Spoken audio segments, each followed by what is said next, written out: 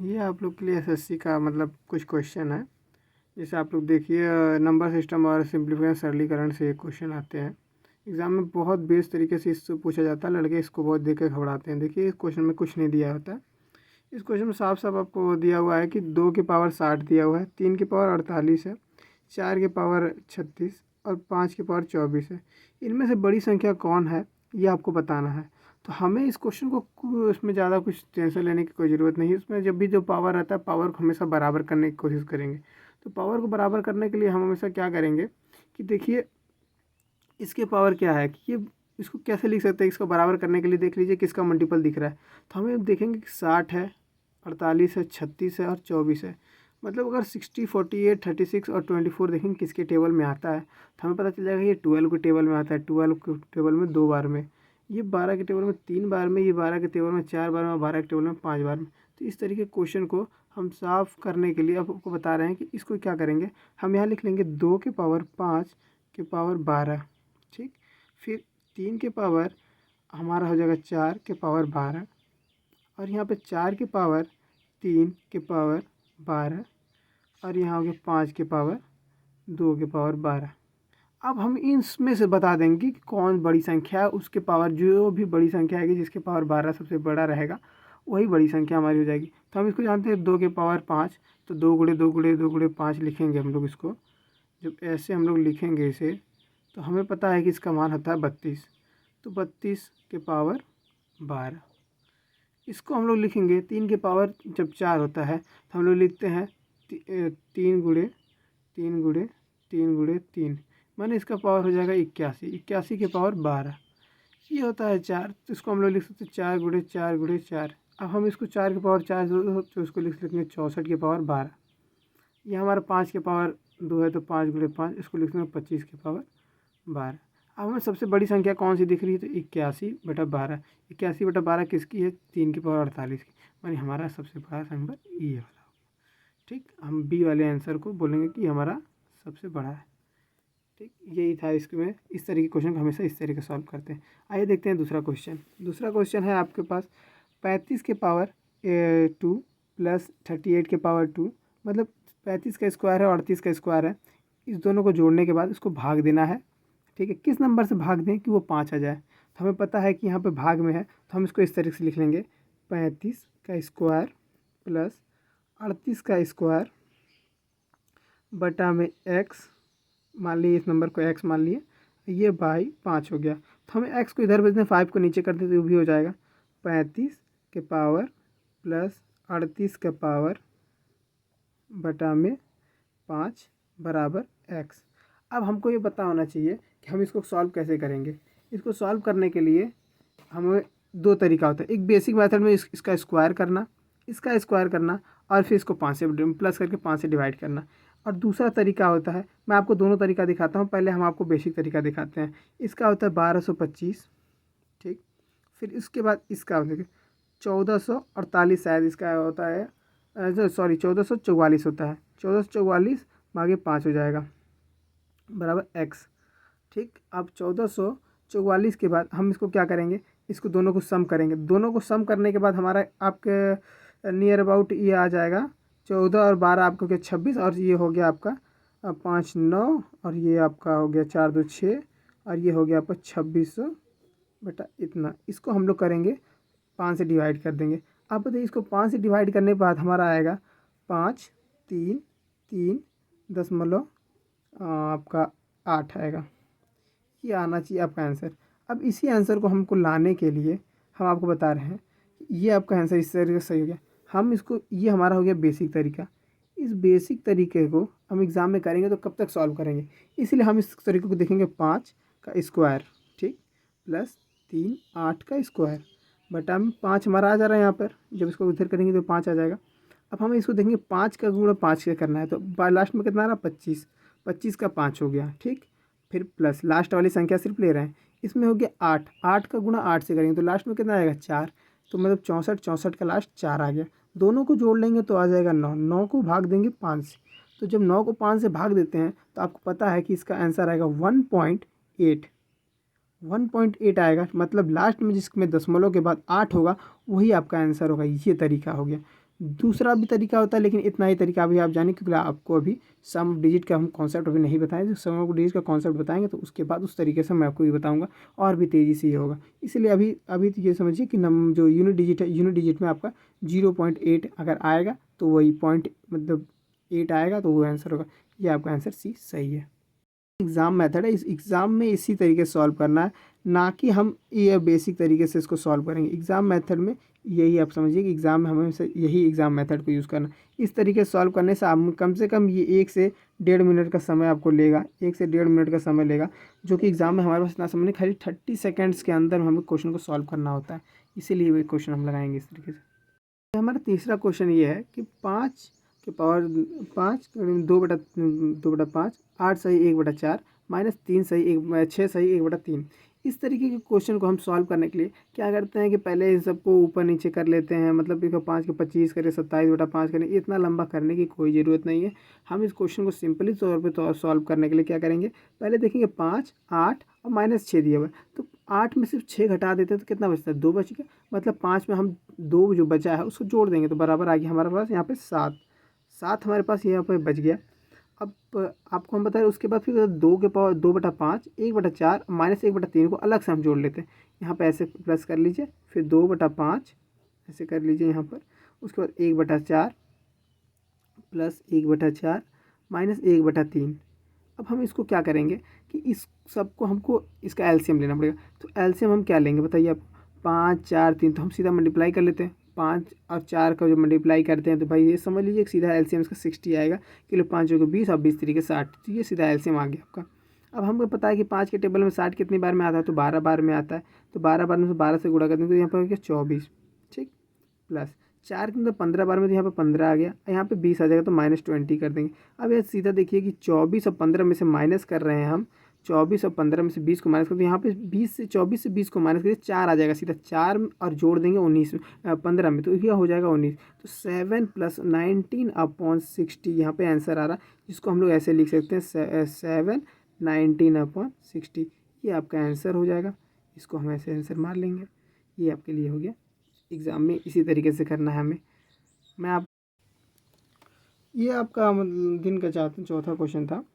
x/2 बराबर y/3 और z/5 हो तो x + y - z का मान कितना होगा। x - y + z मतलब x + y - z upon x - y + z है, इसका मान हमसे पूछ रहा है। तो हम इसका मान निकालेंगे, सीधा करेंगे। ax जो है वो 2 के बराबर आपका मान लेंगे, वाई को 3 के बराबर और जेड को 5 के बराबर। ऐसा हम लोग इसलिए मानते हैं क्योंकि हम देखिए इसको रेशियो मेथड से आपको बता रहे हैं कि बेसिक तरीके में हम इसको क्या करते हैं। तो हमारे पास एक्स का जो होता है x/2 बराबर y/3 होता है, और इसको अगर हम यहाँ से इस दोनों को ले लें तो जो y है वो नीचे आ जाएगा और x ऊपर ही अपना है, तो y यहाँ पे आ गया और x यहाँ पर, तो इसका मान यहाँ पे चला जाएगा 2/3 हो जाएगा। तो उसी तरीके से y x का मान हमारा 2 आ गया और y का मान 3 आ जाएगा, ठीक है। उसी तरह सेम प्रोसेस हम y और z के साथ करेंगे। y में क्या है, y/3 जो है बराबर होगा z/5 के, बराबर है ना।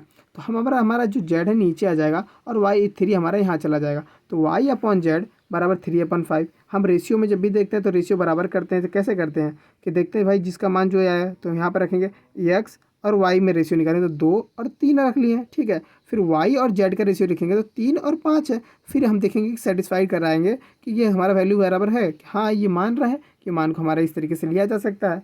तो जब लिया जा सकता है तो इस क्वेश्चन में हम इसी मान को पुट कर देंगे। यहाँ से इस क्वेश्चन में हम अपना वैल्यू पुट कर रहे हैं, तो 2 + 3 - 5। ये देखिए ऊपर में क्या हो रहा है, यहाँ पे इस दोनों को जोड़ने पे कितना 5 आ रहा है ना, और यहाँ पे -5, तो 0 हो गया ऊपर वाला। अब जब हम जानते हैं कि ऊपर वाला संख्या 0 हो गया, तो किसी भी नंबर को 0 से अगर हम डिवाइड करते हैं तो जो आंसर हमारा 0 ही आएगा। तो यहाँ पर देखिए 0 मतलब किसी नंबर से 0 को डिवाइड करेंगे तो आंसर 0 ही आएगा। तो यहाँ देख लिए x हमारा 2 है -3 और यहाँ +5, मतलब कि यहाँ पे लिख लेते हैं आपको 2 - 3 + 5। अब ये देखिए 7 - 3 मतलब 4 आ गया। 0/4 अगर कितना भी आए तो आंसर 0 ही होगा, है ना। तो फिर बस हमारा आंसर हो गया 0। इस क्वेश्चन में कुछ रखा ही नहीं है, बस सीधा सीधा मतलब है x/2 और y/3 और z/5 का मान क्या होगा, तो वो मान यही आपका एज इट इज़ लिख देना है, बस ये आंसर हो जाएगा आपका।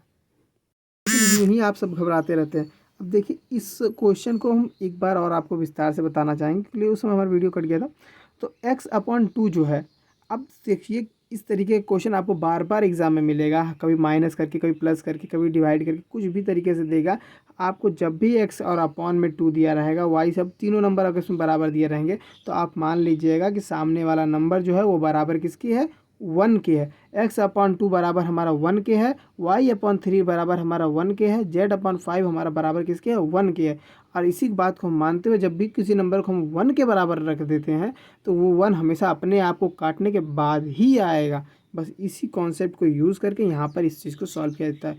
और इसीलिए मैं कह रहा हूँ कि इस क्वेश्चन में कुछ है नहीं, बस आप लोग डरते हैं ज़रूर है एग्ज़ाम में कैसे करना है कैसे नहीं करना है। ठीक है, अब हम आपको दिखाते हैं अगला क्वेश्चन हमारा क्या है। ये हमारा अगला क्वेश्चन देखिए, इसमें क्या दिया हुआ है। ये एग्ज़ाम में बच्चे देख के बहुत जल्दी घबरा जाते हैं। इस क्वेश्चन में दिया क्या हुआ है, 24 बल्ले हैं, 32 हॉकी हैं, स्टिक्स हैं, और उसका मूल्य 84 दिया है। मान लेते हैं 24 बल्ले को हम 24B मान लेते हैं, ठीक है, प्लस 32 हमारे पास H है, तो हम इसको 8400 रुपये में भेज देते हैं। ठीक है, उसका मूल्य ये है हमारे पास। हमसे पूछ रहा है 3B मतलब 3 बैट मतलब 3 बल्ला और 4 हॉकी स्टिक, ठीक है, उसका मूल्य कितना होगा। अब आप ये देखिए कि क्या इसमें हम 8 का गुणा करेंगे तो इसके बराबर होगा कि नहीं, इसमें 8 का गुणा करेंगे तो इसके बराबर होगा ना। तो इसी तरीके से जो नंबर भी आएगा उसमें भी हम 8 का गुणा करें तो 8400 के बराबर हुआ आएगा। तो इसका मतलब हम इन सब में 8 का भाग दे देते तो हमारा आंसर आ जाएगा। बस साफ तौर पे हम यहाँ पे 8 का भाग दे देंगे, देखिए, और इसके बाद हम इसको 8 में 8 का भाग देने के बाद हमारा आंसर क्या मिल रहा है आपको, ये देखिए 1050, ये हमारा आंसर हो गया। इतने छोटे से क्वेश्चन को देख के लोग एग्जाम में बहुत बड़ा, क्योंकि लैंग्वेज को समझना चाहिए। लैंग्वेज को जितने अच्छे से आप समझिएगा कि इसमें करने के लिए क्या बोल रहा है, तो हम इतना समझ रहे हैं कि भाई यहाँ पे ये 8 गुना है, इसका 8 गुना ये दिया हुआ है, तो हमको उसका 8 से भाग दे देंगे तो हमारा जो आंसर आएगा वही हमारा आंसर हो जाएगा। बस सिंपल तौर पर ये एग्ज़ाम में पूछे जाने लगातार पूछे जाने वाला क्वेश्चन है। बच्चे देख के इसको इस तरह से घबराते हैं जैसा लगता है कि क्वेश्चन नहीं, कोई तूफान आ गया एग्ज़ाम में। अब देखिए इस क्वेश्चन को करने के लिए सबसे सिंपल तरीका है कि यहाँ पर आपको मैं बता रहा हूँ, यहाँ 999 1/7 दिया, मतलब 999 1/7, 999 2/7, 999 3/7, 999 4/7 और 999 5/7, 999 6/7। आपको एक चीज़ दिखाता हूँ मैं कि इस क्वेश्चन को जल्दी से जल्दी करने का एकमात्र तरीका, मतलब ये 999 है, 999 है, 999 है, 999 है, मतलब ये 6 बार आपको दिया हुआ है। और उस 6 बार को हम ध्यान नहीं देंगे क्योंकि हमें उससे कोई मतलब नहीं है कि वो 999 कितनी बार दिया। 999 हमें बस 999 दिया हुआ, बस यही चीज़ हमें काउंट करना है। अब हम आपको बता रहे करेंगे क्या, 1/7 दिया हुआ है और यहाँ 6/7 दिया। क्या इस सब का अगर हम एलसीएम लेंगे, इन दोनों का सिर्फ दे रहे हैं, तो यहाँ पर 7 नीचे आ जाएगा और ऊपर 1 + 6 कर देंगे तो 1 आ जाएगा। तो इसीलिए हम मान लेते हैं 999 हमारा 6 बार है तो इसको गुणा कर लिए 6 बार, ठीक है। उसके बाद इधर देख लेते हैं, हमारे बचा क्या, 1/7 plus 2/7 plus 3/7 plus 4/7 plus 5/7 plus 6/7, ठीक है। अब देखिए 1/6 और 6/7 में अगर हम दोनों को जोड़ेंगे तो 7/7 आ जाएगा। एक बार 7/7 प्लस इसको इसमें जोड़ देंगे तो 7/7 होगा, 5 2 7, और या नीचे कैल्शियम जो होता है वो 7 ही हो जाएगा, तो 7/7। फिर उसी तरीके से इसमें को इसको देख लेंगे तो यहाँ पे भी 7/7। अब इन सबको काट देंगे तो 1 1 1, इसको काटेंगे 1 1 1, तो ये होगा 1 + 1 + 1। अब ये देखिए यह 999 जो है मल्टीप्लाई में 6 के साथ, यहाँ पर 999 जो है मल्टीप्लाई में 6 के साथ। आपको हम एक चीज़ गौर कराते हैं कि ये देखिए ये कितना हो गया, अब हमारा हो गया 3, हमारे 3 इसमें प्लस करना है, ये हमेशा प्लस में रहता है, इतना याद रखिएगा, ये हमेशा प्लस होता है, यह प्लस में है।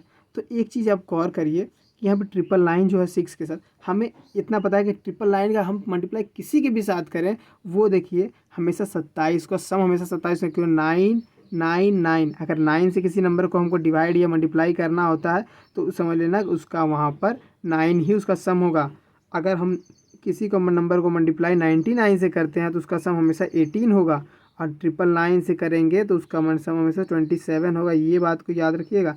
इससे भी बड़ी बात, इससे अधिक जाएंगे तो 36 हो जाएगा, इससे अधिक जाएंगे तो 41, 9 का मल्टीपल ही आते जाएगा। तो इसमें देखिए +3 9 की बात कर रहे हैं तो 27 हमारा होना चाहिए।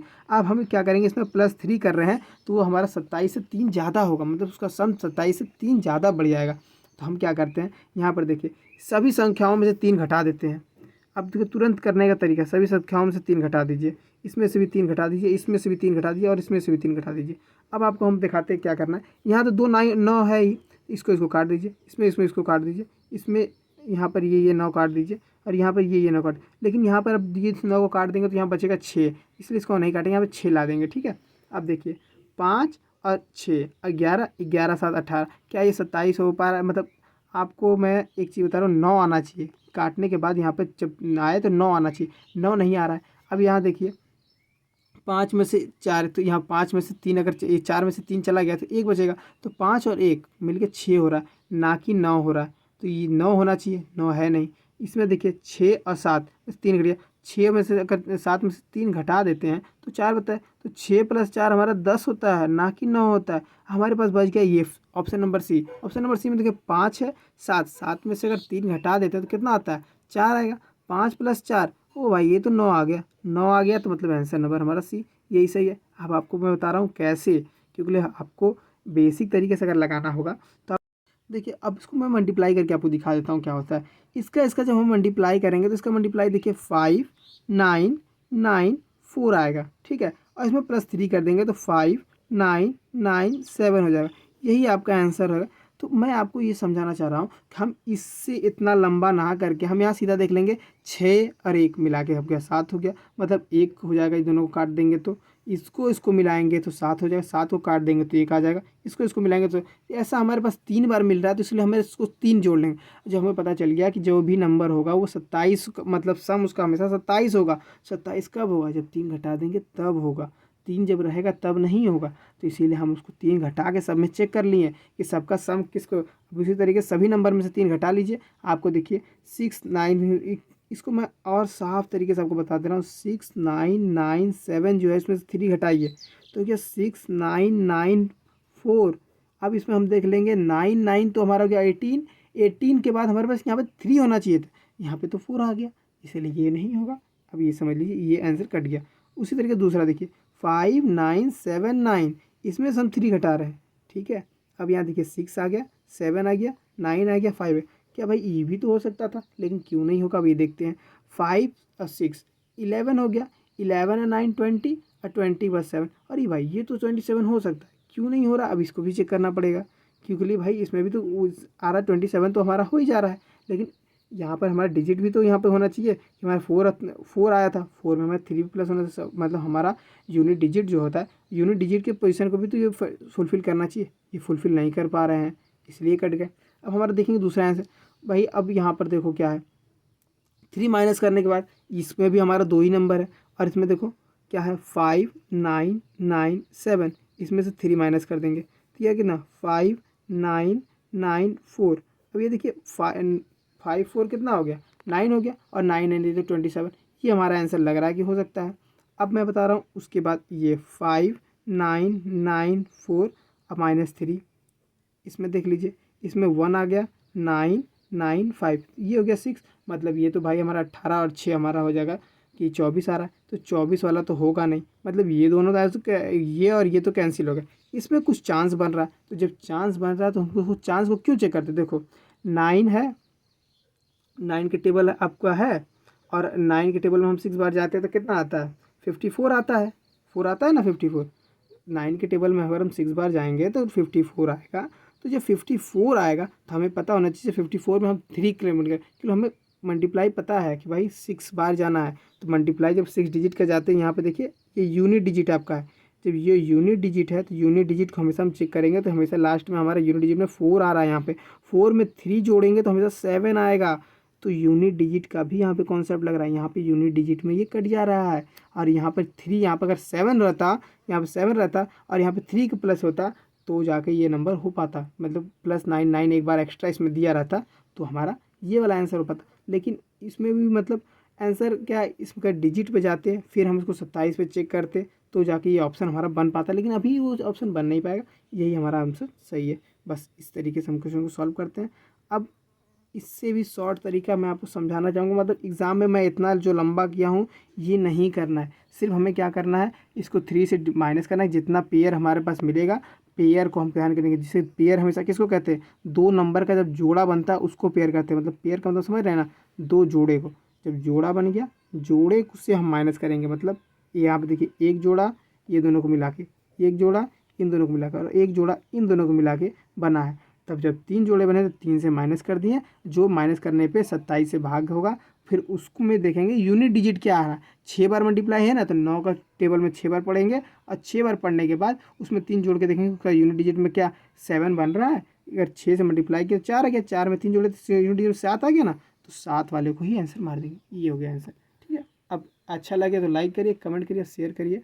Thank you for watching.